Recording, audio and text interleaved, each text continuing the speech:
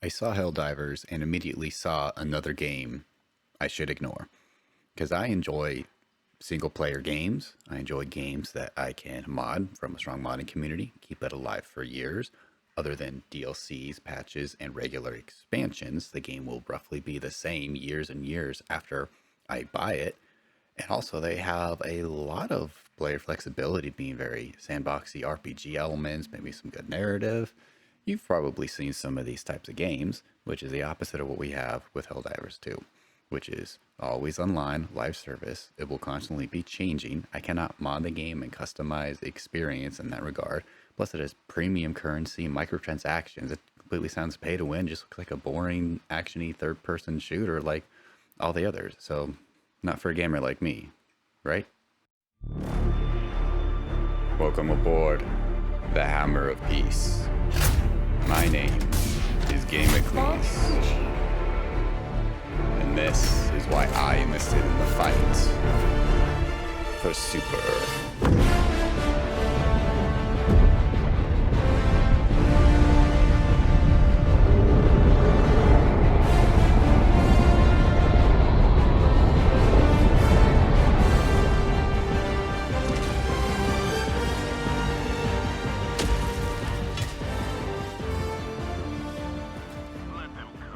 Alright, now that we see that I've landed, what I did was bring the script for this video down planetside with me while I try to complete this mission. So that is what you will be listening to me do from now on, with a few exceptions where I come in and post for edits and voiceover.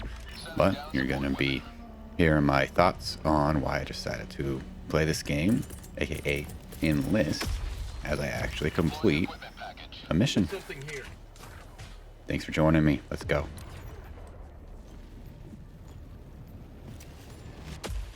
However, all that stuff I said before is absolutely true. When I first saw this game, it was very much full of a whole bunch of reasons why I didn't like it. So if you take a look at my other Steam games, most of the things I play are either single player focus or exclusively single player, with a few exceptions such as RimWorld being run up by my wife because she also plays on here sometimes, and things like Stardew Valley and Niche are exclusively from her, but otherwise this represents what I play on my account. I'm also having a strong modding community that can keep it alive for years, and with the exception of a few things like Stellaris from Paradox, you typically know that it's going to be the same game now for like 5 years. And like Helldivers is the complete opposite of that. It's designed to constantly be changing. It doesn't really fit what I would normally like. Also, some of the things I like a more sandboxy experience. Having to run around on a map and do specific objectives while just fighting enemies isn't a very sandboxy type of experience. I just went a little bit in what are some of the reasons why I don't really like it. But the big purpose for why I'm going through all of this today is I want to tell you why it is that I'm actually enjoying this. You see, I joined the war a little late. I joined on March, I enlisted on March 2nd, which is, I believe, day 23 of the war. So I missed some important things, like the first battle of Malevelon Creek, unfortunately. So I was able to briefly help with the fight for Tian Quan, though that campaign was so brief. Didn't have a chance to do much. Here's some suckers. Let's get them.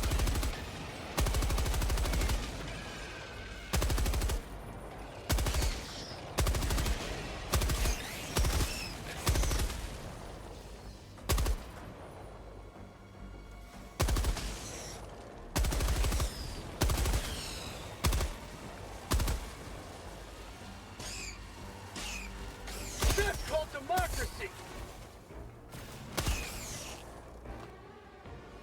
There we go.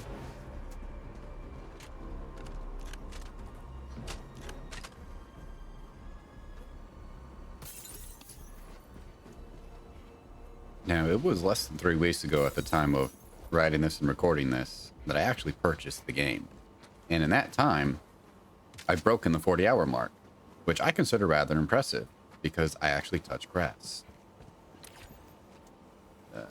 North. Tagging map, northwest, 300 meters. But anyway, to break down, or first to summarize what makes this game feel different to me in comparison to every other attempt I've had at an online game. It really comes down to the experience of it. But I don't want to just say that. I'm going to try to break that down a little more. And I have 5. That's not 5. That's 4. That's 4 general categories that I put things in. Hopefully, There's something here. I'll keep it on my feet. With my head on a swivel, I'll be able to keep them in order. But the broad categories are the PvE/cooperative experience, the non-predatory monetization and progress scheme that they have, how dynamic the game is, and finally the well-managed tone and scope. Trying to clear out a little bit of the boring bits for you, but still want to keep in some of the gameplay because that's entertaining between bits of me just rambling on. So let's watch me kill some bugs. Prosperity.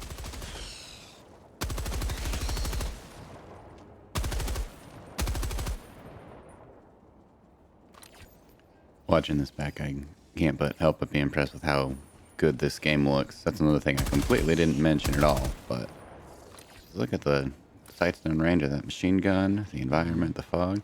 It is a good looking game. I just had to say that now in post. You know how it is.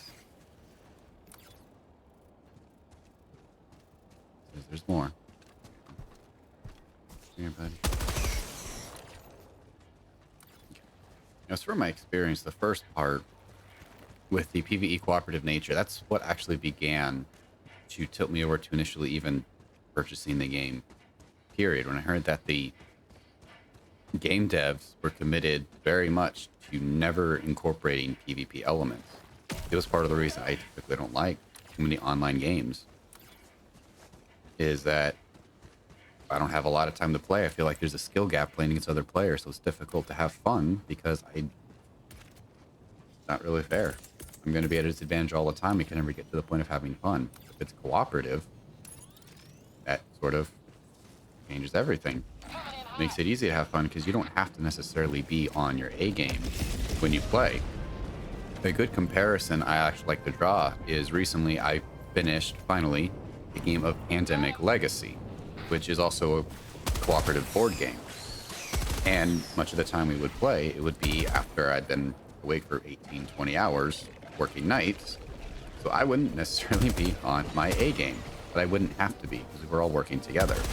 So if I'm not in the best mindset to do strategizing for the next round or a couple rounds, it's not that big of a deal because the other players would be working together. And other times I would be ready to contribute to the strategizing and all work. Very similar experience here. If I get on a difficulty I've never been on or fight the other faction I'm not as accustomed to fighting, I can just follow everybody else and just judiciously manage democracy at whatever baddies I see and follow the group, and it works out, and I can learn. I don't have to worry about being at a skill disadvantage or an experience disadvantage. I can still have fun. On that note, how readily you can be reinforced and respawn basically also makes you a little bit more comfortable experimenting and learning. Gives you some freedom to fail while still having fun. And that also means that some of my most fun experiences have actually been able to come from clicking the quick play option and joining randoms in a game. Because it doesn't matter if I necessarily know what's going on, or even if we do different things, we're all going after the same objective, so it all ends up kind of working out. Dropping a pin. Northeast. 50 meters. And it also works out since me as a person in the game where I'm not too particularly competitive, so like leaderboards and ranks and all this stuff would do absolutely nothing for me. If anything, would push me away, because if it feels like that, what is the game pushing on you to keep coming back? Since I don't care to do that, if they build the entire gameplay loop around just trying to go up a leaderboard or have a higher score, yeah, you would lose me so quick. It wouldn't even be a joke. But that's not really what this is about. That's called democracy! Log outpost!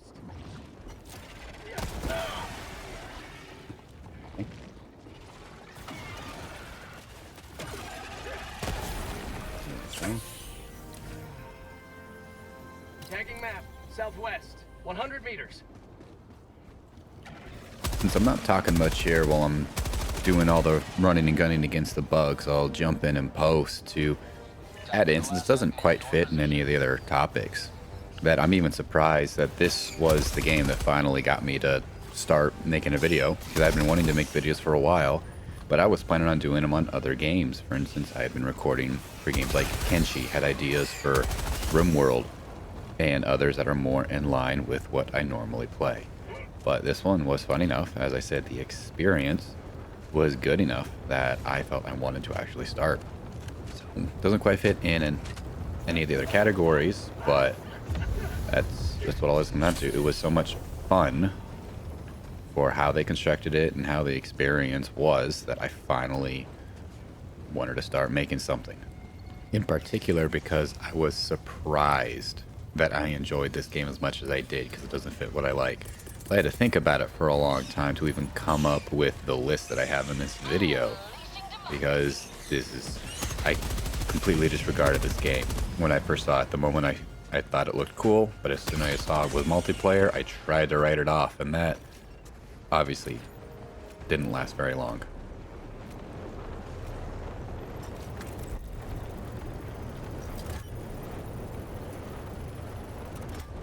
Now the next aspect, which particularly impressed me, especially with the way a lot of games work, and worst of all, mobile games, with how absolutely predatory the monetization is. You can't progress in the game, especially on mobile games, without buying more stuff. And with a lot of even like PC or console games, you need to constantly buy season passes and battle passes and all this stuff, and it's pay to win, and it's very expensive to get the premium currency and new skins and all this stuff. This game did it all different. It actually made me comfortable spending some non-mandatory money because of how they did it. First off, from what I've gathered, the premium currency is actually the least useful of all the different currency or resources you can gather.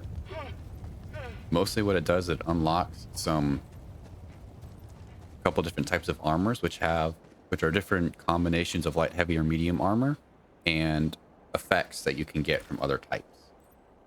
So it's mostly potentially, if you unlock enough armors between regular unlocking and the sword, it basically just becomes cosmetic at the end of the day, not a true benefit to you. And the other thing that the premium currency does is unlock a couple different war bonds, which all war bonds are permanent, and everything is cheap, whether talking about the new armors or the war bonds.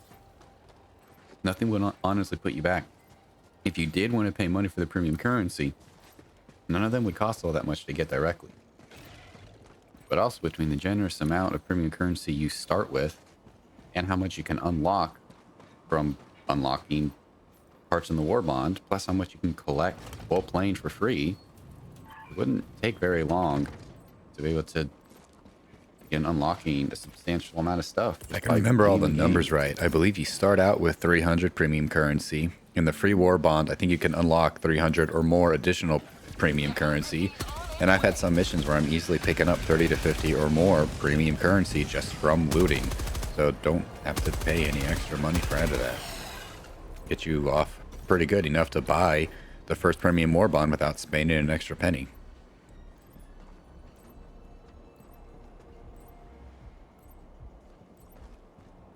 A stark contrast is actually years and years ago. I don't even remember how long ago, but one of the last times I attempted to spend money on an online game. It was back in RoboCraft, so very long ago. They had it so as you got your experience or whatever it was, you could unlock specific tech trees, basically, of the parts you wanted for everything. So you were able to slowly design for your preferred build style what it is you wanted. And I liked the game enough that even though I didn't have a bunch of money, I was willing to spend a few bucks for a little XP boost. And in that same week, when the XP boost was still active, they completely changed up how they did everything and randomized stuff, and basically brought in loot boxes and also the randomization and the more predatory stuff. The same week, I was just willing to spend money on it, and they shook up everything and made it so that it would incentivize you to spend more money so you could work to get what you want. And I immediately dropped the game, because before I was able to spend a little bit of money to more efficiently directly progress towards what I wanted to have fun with the game. But then they changed it to where it's randomized when I spend money. So there isn't really that much of a benefit. So I still, even coming into this game and remembering that experience from however many years ago, I'm so concerned about spending some money. If the way they did it and basically said, hey, no pressure. It's premium currency isn't that powerful. Everything's cheap and anything you get is permanent anyway. And on top of that, now that I have actually bought some stuff with premium currency, I realize it's not necessarily better. It's similar with even regular currency, the different types of currencies in the game, like the requisition points. And that it's oftentimes a side grade, not necessarily an upgrade in a lot of ways, different use cases for things. An actual example for how this works is in the game Phoenix Point. The different factions have different armor and weapon types, but they aren't strictly an upgrade as you progress through the game. Depending on your playstyle and what you want to do for a character, they might be an upgrade. Like if you want your characters to be heavily armored and you're fine with it being slower, yeah, this other faction's armor will seem like an upgrade, but only by a little bit, and it also might slow you down more. So it's more of a side grade with a more specific use case.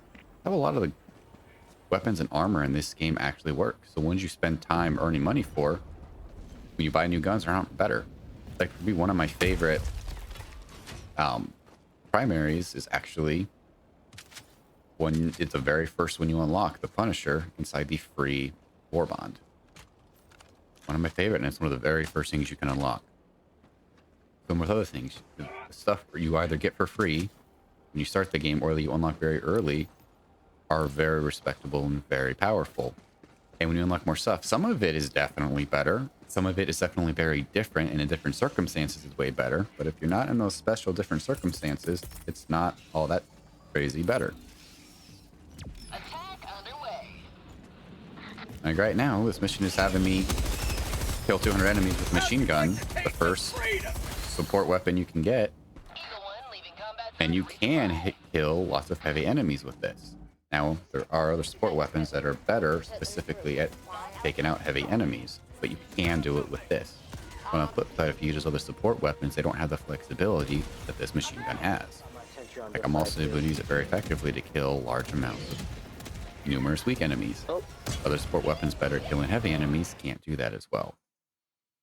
So depending on your build in the squad, it can dramatically change things. So knowing that different currencies don't make it pay to win, make me once again feel even more comfortable spending some money, because this gives me options for how to equip everything.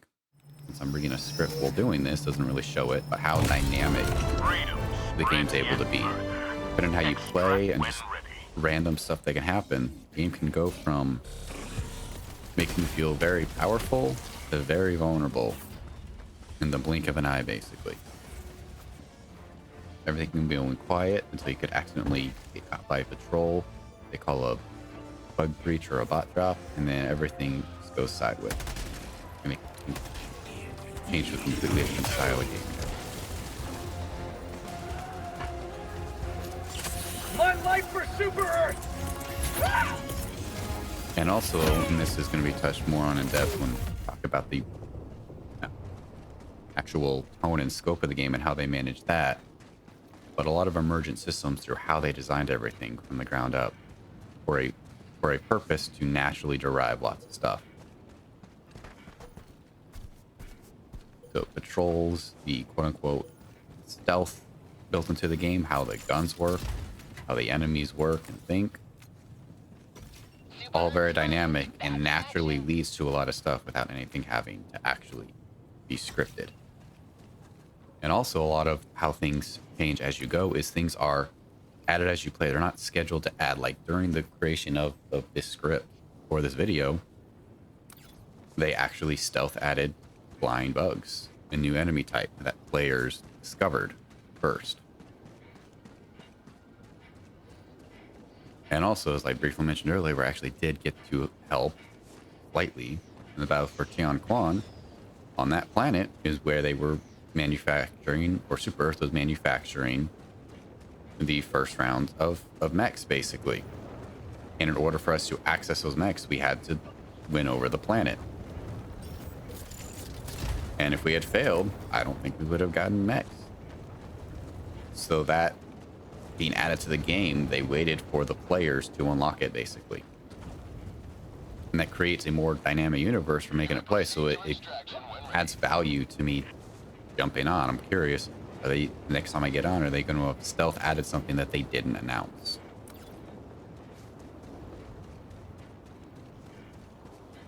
And also, a very unexpected turn for me is the way classes work, which is actually where them not having like skill trees for your character and for your account actually became a boon, which was one of the things normally on online games. I feel if I jump on, if my character is under level, he's not going to have enough skills to do well, along with not having good equipment. Here, your basic equipment can be used in game if used properly. You don't have to worry about you having like a level 1 character because you didn't unlock some special skill or ability in the way like a lot of other games. It can still work out. So it also takes some of that pressure off. Your class is dependent on how you actually build your character and how you play. Like this character, I picked heavy armor and a machine gun and such. So I'm playing a heavy, not because I picked a class that does that, just because that's how I put my character and playing.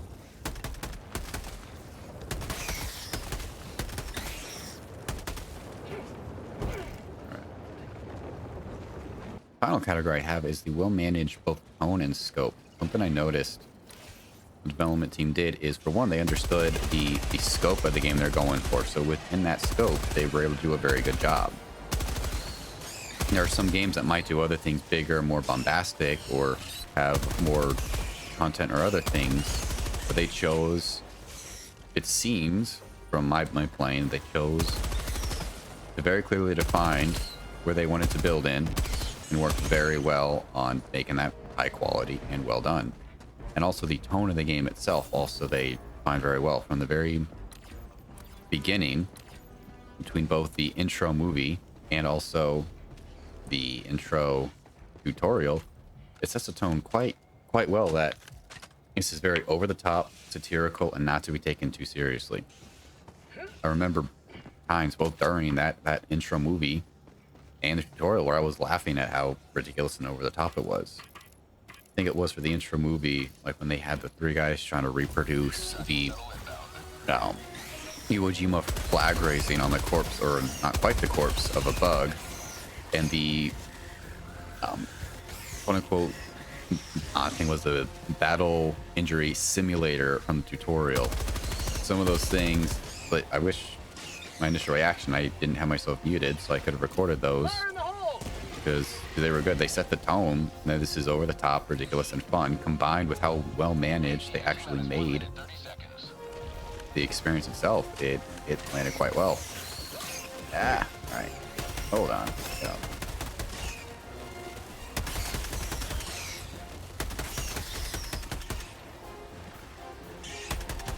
That, and many of the developers have actually handled guns. I think at least the CEO, along with other development team, are Swedish, and there was a time at least where military service was mandatory, so they've all handled guns. They knew how to build that into the game to get a good gun feel, to make everything play right. Even where you have extra ammo in your clip and you discard it, that ammo's gone. So you have to make a tactical decision every time you reload. If you have extra ammo, you want to say goodbye to it. What they did is they took their vision and tone for the game, combined with their experience and wanting to build it from the ground up, to make what basically feels like a mil-sim foundation with like an action hero logic applied to it.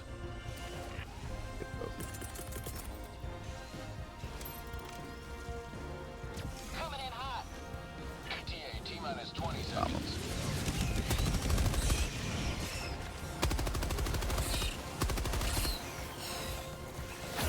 Ooh, boy. T-minus 10 seconds. Clear landing zone.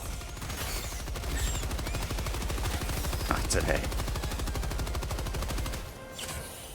That was close. Pelican 1 approaching pickup. Not supposed to be that close.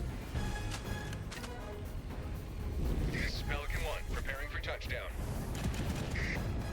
And because they built everything from the ground up to make sense, as actually the CEO put it in a interview I saw, not really an interview, he actually joined someone's game and they chatted about this.